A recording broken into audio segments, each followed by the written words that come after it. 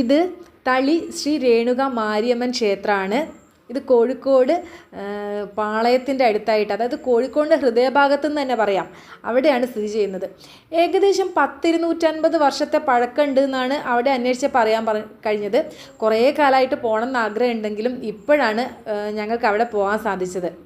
ഇതിന് പിന്നിലുള്ള ഒരു ഐതിഹ്യം എന്ന് പറയുന്നത് സാമൂതിരി രാജാവിൻ്റെ സമ്മതത്തോടെ തമിഴ് വിശ്വകർമാക്കൾ അവരുടെ കുലദൈവമായ മാരിയമ്മേനെ ശൂലത്തിൽ ആവാഹിച്ചിട്ട് അവിടെ പ്രതിഷ്ഠിച്ചു എന്നാണ് ഇതിന് പിന്നിലുള്ള ഒരു കഥയാണ്, അവരുടെ വിശ്വാസമാണത്. അതുകൊണ്ട് തന്നെ ആയിരിക്കാം ഒരു തമിഴ് ദൈവങ്ങളാണ് അവിടെ കൂടുതലായിട്ടും പ്രതിഷ്ഠ കണ്ടുവരുന്നത്.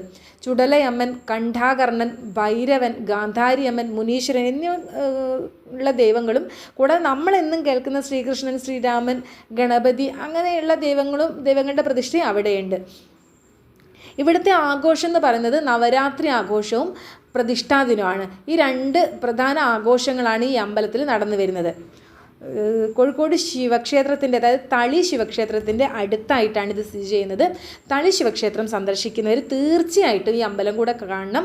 കാരണം ഒരുപാട് പ്രത്യേകതകളുണ്ട്. അത് അവിടെ പോയി നമുക്ക് ആ അമ്പലത്തിനുള്ളിൽ കടന്നാൽ മാത്രമേ മനസ്സിലാവുള്ളൂ. ഒരുപാട് പ്രത്യേകതകളുള്ള അമ്പലമാണ്. എന്തായാലും ഇവിടെ പോകാൻ മറക്കരുത് കേട്ടോ.